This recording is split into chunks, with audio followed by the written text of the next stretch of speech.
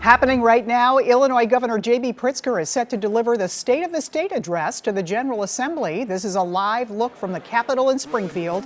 As we wait for him to arrive, the governor will discuss the budget for the 2024 fiscal year. Illinois is facing an estimated $900 million budget deficit. The Democrat also expected to ask for nearly $182 million to deal with the ongoing migrant crisis in Chicago. That speech will be streaming on KSDK.com. Also developing today, check out this massive sinkhole. It opened up overnight at Idaho and Blow Streets in South St. Louis. Our crew on the scene says it's about 40 feet wide and about 25 feet deep. The city blames a 6-inch water main that broke yesterday. Caution tape and traffic cones are blocking that intersection right now. Spire says gas has been capped in the area. No word on whether any structures in the area are in danger due to that hole. Let's take a live look at weather conditions from Old Town Florissant. Another unseasonably warm and sunny day, but rain is expected overnight. Thanks for being here at noon. I'm Kay Quinn. It's going to feel much like spring for the next few days as temperatures rise. Meteorologist Jim Castillo here with the Weather First forecast. Hi, Kay. Yeah, it feels more like April instead of even March. So we're really warm today, and there's more of this in the 7-day forecast coming up. But right now, 69 degrees at Creve Coeur and also Pacific. And then Washington, Missouri coming in at 68 degrees. So at Lambert, we get the veil of high, thin clouds mixed with the sunshine, and it is 67 degrees. Southeast wind at about 8 miles an hour. There'll be a little bit of a breeze out there. Wouldn't be surprised to see a gust to 25 miles an hour. There's the cloud cover. We're dry now. We're dry this evening. But like Kay was talking about, during the overnight hours, that low to the west of us will give us a chance of showers, and maybe we'll hear some thunder for some of us, and some of us are not going to likely hear that thunder. But more on that coming up. Increasing clouds today, 72, and a little bit breezy out there. And of course, let's check out that wind now. It looks like the Illinois side is a little gustier. So Sparta, Illinois, Mount Vernon to Salem and Flora and Effingham to gust to about 24 miles an hour. But much more on that rain chance and possible thunder coming up in just a bit, Kay? All right, we'll see you then. Thank you, Jim. A shooting leaves a man dead in the Central West End. Police say the man was shot this morning while trying to break into the Masonic Lodge on Westminster Place. They say he made his way to the second floor and that set off the building's alarm. That's when a resident in an apartment on the third floor confronted the suspect and shot him. The resident is cooperating with police. No word on whether charges will be filed. A 21-year-old carjacking suspect is in a hospital right now after being shot in the leg by police. It happened yesterday after officers chased him and 2 others into Berkeley. The St. Louis County Police say the man had a gun. Officers arrested a 15-year-old and a 23-year-old after a short foot chase. The 3 officers involved are now on administrative leave. 2 men now charged with murder in last week's shooting after the Chiefs Super Bowl parade in Kansas City. According to court documents, the men were strangers. They pulled out guns and began firing within seconds of starting an argument. The shooting left 1 person dead and roughly 24 others injured. Investigators looking for the cause of a fire that killed 2 people in St. Charles. Today we know the names of the victims. Firefighters say Mary and Richard Martin died after getting trapped inside their first-floor apartment. Both were in their 70s. The fire started early yesterday morning at the Sherman Square Apartments. Missouri's governor is sending a second wave of National Guard troops and state troopers to Texas. Their mission will be to help install barbed wire at the Mexican border. Governor Mike Parson announced the deployment of 22 Highway Patrol officers and 200 National Guard troops. He's joining 14 other Republican governors in escalating their feud with President Biden's handling of the southern border. Parson cites the deadly impact of fentanyl pouring in from Mexico. If the Biden administration was truly seizing all illegal drugs at legitimate ports of entry, then why in Missouri are we seeing the largest increase in fentanyl deaths ever?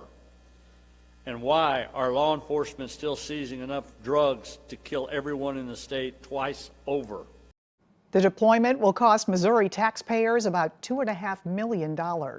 We'll know later today if students in the Francis Howell School District will be back in the classroom tomorrow. They're learning remotely for a second day after a major computer problem. District officials say unexpected network outages are impacting systems needed for teaching and safety. A stretch of buildings in South St. Louis, vacant for decades, are being demolished. 5 on Your Side's Mercedes McKay shows us why city leaders and neighbors are happy to say goodbye.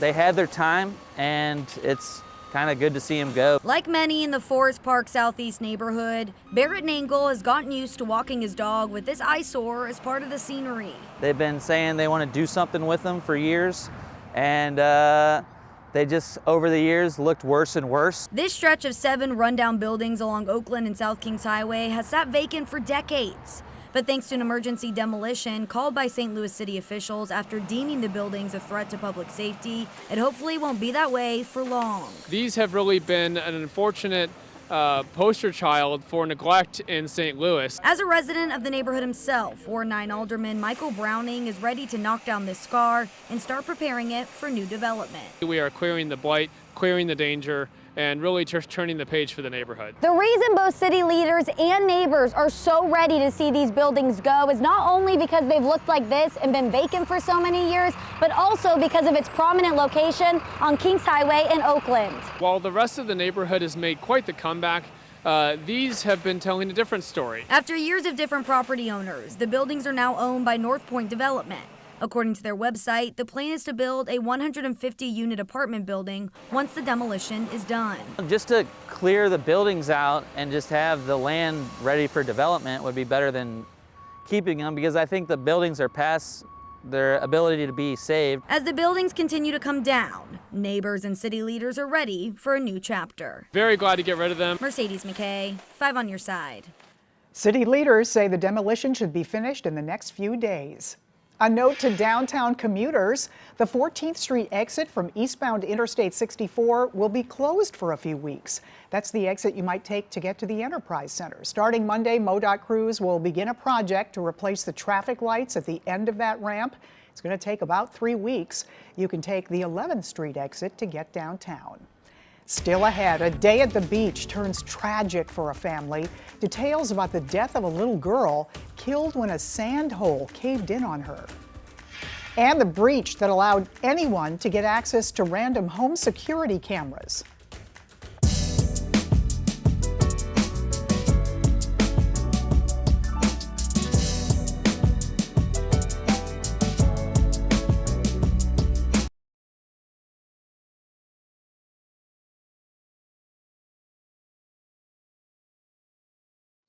See daily deals at goodcars.com. That's goodcars.com. We all have that list of home improvement projects we need to do, and if replacing your home's windows and doors is on that list, you want to know that it's going to be affordable. I'm from Renewal by Andersen, and we've helped thousands of customers who are on a budget get our windows and doors for their home. How do we do it? Well, here's something you don't expect to hear from a window company. You don't have to upgrade all your windows and doors at the same time.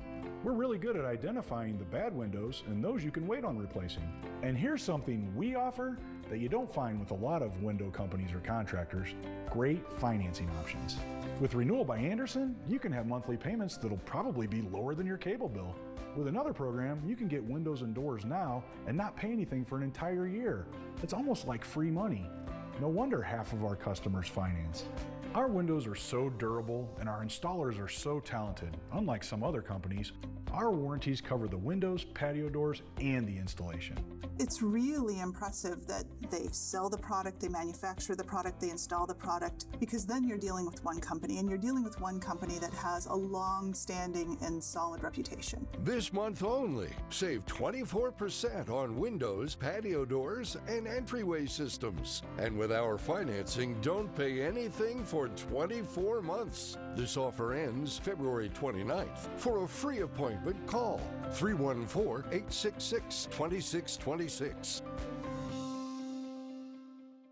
If you've been injured and think you can't afford a lawyer, think again. There's no upfront cost to hire me and my team, and absolutely no fee until we win your case. It didn't cost me one single penny upfront to hire Mike's team after my car wreck.